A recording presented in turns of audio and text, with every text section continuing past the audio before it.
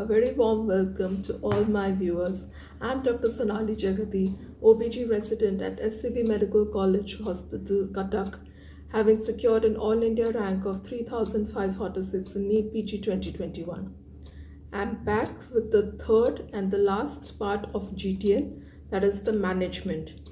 As discussed previously in my video, I have already mentioned that based on the WHO prognostic scoring, we will be categorizing our patient into low risk, high risk and ultra high risk. So let's begin with the management of the low risk patients. That is when the score is less than 7. For them, we will be giving the single agent chemotherapy. The drug of choice is methotrexate. The alternative drug which can be given is actinomycin D. Now, in the Cochrane review studies, it was found out that actinomycin D is more efficacious than methotrexate. But because methotrexate has better side effect profile, or you can say that lesser adverse effects, so it is preferred as the drug of choice. Methotrexate dosing, if you see, it is given as 50 mg IM on day 1, 3, 5 and 7, and this is alternated with the drug folinic acid. It is given as 15 mg per oral on day 2, 4, 6, 8. Now this regimen is again repeated 2 weekly. You can also give methotrexate as 0.4 mg per kg IV or IM for 5 days every 2 weeks. Coming to actinomycin D, it can be given either in the pulse form, that is 1.25 mg per meter square IV every 2 weeks, or 0.5 mg IV for 5 days every 2 weeks. Coming to the high risk category. High risk are those whose WHO prognostic scoring is between 7 to 12. In this, we will be giving the multi-drug regimen. Multi-drug is remembered by the famous acronym IMACO. On day 1 and day 2, we will be giving the IMA, and on day 8, we will be giving the CO. So day 1, IMA is given, that is etoposide, methotrexate and actinomycin D. Etoposide, as you can see, the dose is 100 mg per meter square IV over 30 minutes. Methotrexate is given as 100 mg per meter square IV bolus, followed by 200 mg per meter square as 12-hour continuous infusion. Actinomycin D is given as 0.5 mg IV bolus. Next, on day 2, we will be alternating the methotrexate with folinic acid. So etoposide, folinic acid and actinomycin D. Folinic acid, as previously told, again this is given as 15 mg per oral. This is given 12 hourly for 4 doses. On day 8, you will be giving cyclophosphamide and oncovin. Cyclophosphamide is given as 600 mg per meter square IV over 30 minutes, and oncovin is given 1 mg per meter square up to 2 mg can be given IV bolus. There is another regimen which can be given in high risk, that is IMA-EP. Now these are given for those patients who are resistant to IMACO or develop relapse after the initial remission following IMACO regimen. So this is also known as the salvage chemotherapy. So in that, IMA stands for etoposide, actinomycin D, methotrexate, and EP stands for etoposide and cisplatin. Remember that the maintenance therapy should be given for at least 6 weeks following normalization of the serum beta HCG levels. Coming to the ultra high risk, in this the score is more than equal to 12. Remember that we don't start the multi-drug chemotherapy immediately in ultra high risk patients. We first give them only etoposide plus cisplatin on day 1 and day 2.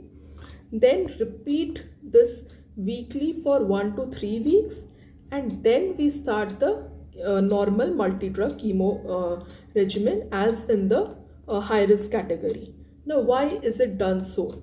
It is done to prevent hemorrhage, sepsis, metabolic acidosis, multi-organ failure. Now this basically can be due to the tumor lysis. When we are giving an intensive chemotherapy suddenly to such a high grade tumor, it can lead to tumor lysis syndrome. Thus, to prevent this, we will be starting only with etoposide and cisplatin initially, followed by imaco. Next, some of the important points that you need to keep in mind is that if there is any brain metastasis, intrathecal methotrexate can be given. Now, what is the role of surgery when it comes to gestational trophoblastic neoplasia? Of course, hysterectomy is a choice wherein if there is uncontrolled vaginal bleeding, this decreases the number of chemo cycles which are required. Okay. Also, we should be ready for giving uterine artery embolization in case you are planning to conserve the uterus. So you should have to be ready with uterine artery embolization. Vaginal packing can be done if there is any torrential bleeding. Also, keep blood products ready. It's very important. Whole brain irradiation can be an option. Also, focal resection in case of any solitary meds like thoracotomy, or in case of liver metastasis, focal resection can be done. Sometimes even craniotomy may be required if for decompression for tumor removal. When we have spoken so much about chemotherapy, we should also remember some important point, that is, in certain GTN, they are resistant to chemotherapy.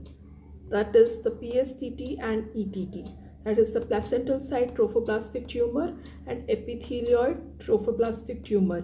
Now these two form almost 1% of all the GTN, and they are little different from the other GTNs, because PSTT, if you see, they produce very low levels of beta HCG. Hence, beta HCG is not a good serum marker for diagnosing PSTT. Instead, the preferred tumor marker is human placental lactogen, that is HPL.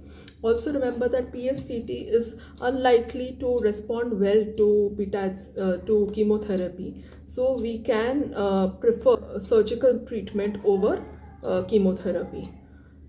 Remember that when it comes to epithelioid trophoblastic tumor, these are also derivative from the intermediate trophoblast cells, and they stain strongly positive for P63. Remember that they are more confined to the lower uterine segment and endocervix, and can sometimes be confused with CA cervix. Remember that even this is less chemosensitive, and hence hysterectomy with lymphadenectomy is the preferred management for epithelioid trophoblastic tumor. Remember that if the patient wants to preserve her fertility, then chemotherapy is an option. Now, since beta HCG is not a good tumor marker for PSTT and ETT, follow-up for these patients is done using PET-CT. Now, this has to be done every 6 monthly for 2 to 3 years following surgical resection. So hope you guys had a holistic idea about the management of GTN, and also some of the salient features about PSTT and ETT which behave slightly different from the other GTN. This is a very important topic, high yielding topic for all the OBG residents, and also it's asked even in the entrance exams. Any further doubt regarding the topic, you can ask in the comment section.